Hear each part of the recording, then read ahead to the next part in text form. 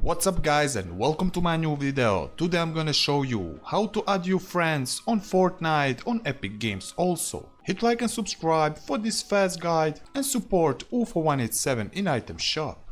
Okay guys, all what you need to do to add your new friends in Fortnite, just go in right corner and click on your profile picture and you will see this icon like guy. Click on this, just go here, find player by display name. Just type name of your friend and hit enter. When you find your friend, just go here add your friend and you will see this message. Also guys, if you have new friend invited, you will see them here. Friend invited, just click it. I have 0, you will have it here when someone add you in Fortnite or Epic Games. And that's it all guys for this video. If this guide helps you, share with your friend, hit subscribe button and I see you in the next video. Bye guys.